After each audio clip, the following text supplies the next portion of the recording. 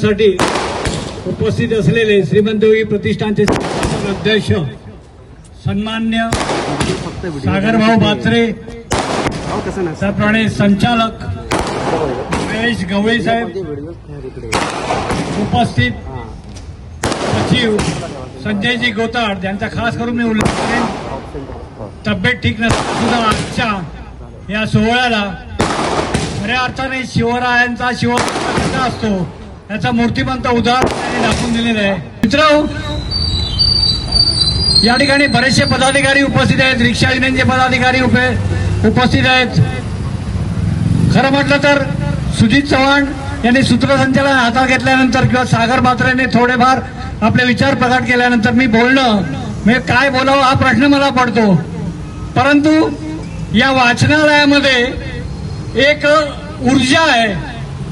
ही ऊर्जा या वाचनालयामध्ये कशी आली याचा एक छोटा किस्सा तुम्हाला सांगतो. हे वाचनालय होणार होतं आपल्या तलावाजवळ आणि त्याच वेळी मी सागर बात्रेंना म्हटलं की या परिसरामधील विष्णुविहार कॉम्प्लेक्समधील वाचकांना उत्तम वाचनालयाची सोय असेल तर ते जास्त संयुक्तिक ठरेल. आणि सागर बात्रेंनी लगेच निर्णय घेतला आणि त्यांच्या सहकार्याने निर्णय घेतला, आपण या मुख्य प्रवेशद्वारावरच वाचनालय करूया. आणि या ठिकाणी हे वाचनालय गेले 2 वर्ष सातत्याने कार्यरत आहे. बरेच लोक याचा उपभोग आणि उपयोग करतायत. शिवाजी महाराजांविषयी म्हटलं तर वाचनाची आवड ज्याला आहे तो शिवचरित्र वाचल्याशिवाय राहणार नाहीये, म्हणून मी वाचनालयाचा उल्लेख केला. वाचनालय हे एक देवालय असतं. जर अनेक प्रकारची पुस्तकं, अनेक प्रकारची वृत्तपत्र जर या वाचनालयामध्ये वाचली गेली तर ते वाचनालयाचं देवालय होतं. आणि त्या देवालयामध्ये विराजमान झालेले आहेत आपले सर्वांचे दैवत शिवराजे शिवछत्रपती शिवाजी महाराज. गेली 3 वर्ष सातत्याने विरार पश्चिमेला आपण आपला शिवराज्याभिषेक दिन भव्य दिव्य प्रमाणात मिरवणुका काढत साजरा केला. यावेळी रायगडावर जाऊन तो आपण साजरा करणार होतो, परंतु एक दुर्घटना घडली. आपल्या संकुलात वक्रतुंड इमारतीमधील सन्मान्य स्वप्नील खाडेजी यांना अचानक आपल्याला सोडून जावं लागलं आणि एक दुःखाचं सावट या ठिकाणी आलं.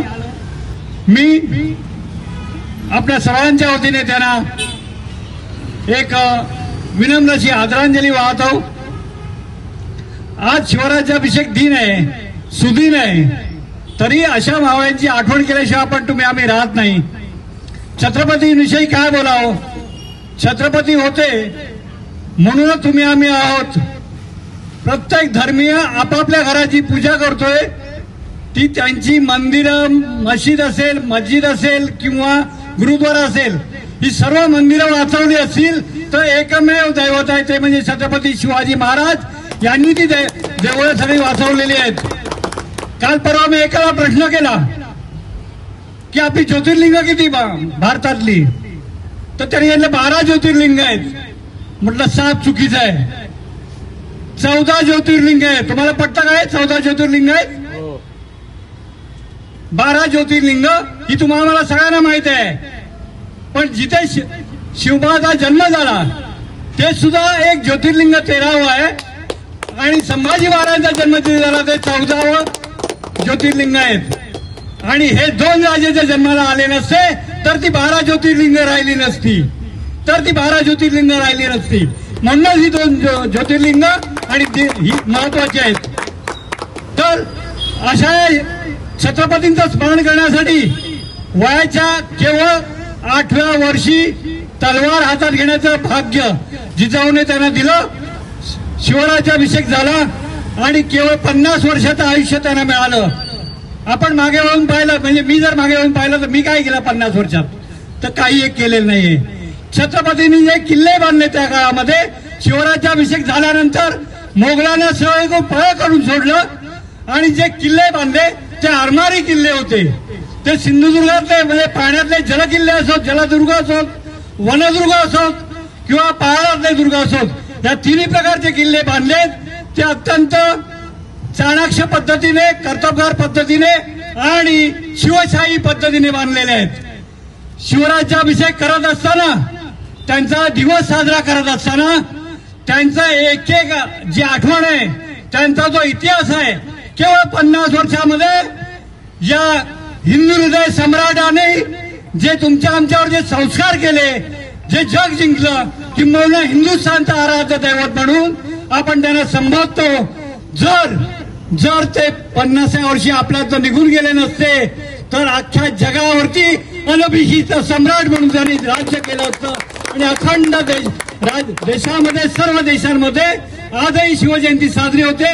जे भारतीय बाहेर आहेत ते शिवजयंती, आणि आज सुद्धा मी वाचलं शिवराज्याभिषेक दिन सुद्धा तिकडे अमेरिकेला असो, युएसला असो, कॅनडाला असो, लंडनला असो, युकेला असो, कुठेही शिवराज्याभिषेक दिन सुद्धा तिथे साजरा होतोय. ही शिवचरित्राची एक जबरदस्त अशी या ठिकाणी ताकद आहे. बोलण्यासारखं बरंच आहे, परंतु माझ्यानंतर बरेच काही बोलणारे आहेत. म्हणून मी एकच सांगेन, या देवालयातनं शिवराज्याभिषेक करत असताना येणाऱ्या शिवजयंतीपर्यंत सागर वासरे एक अध्यक्षाने हाताने आपल्याला जो आदेश देतील, एक शिवभक्त म्हणून तो आपण त्या ठिकाणी आचरणात आणायचा आहे. आणि येणारे शिवजयंतीपर्यंत जे जे काही आपल्याला उपक्रम करायचे, सामाजिक असो, धार्मिक असो, शैक्षणिक असो किंवा आरोग्यविषयक असो, ते सर्व उपक्रम आपण यशस्वी करूया. श्रीमंत योगी प्रतिष्ठानतर्फे 365 दिवस माझ्या अंगामध्ये संचारत आहे, ते श्रीमंत योगी प्रतिष्ठानच संचारत आहे, अशी आपल्याला ग्वाही देऊन शिवरायांना वंदन करून मी आपली रजा घेतो. जय हिंद, जय महाराष्ट्र, जय शिवराय, जय जिजाऊ.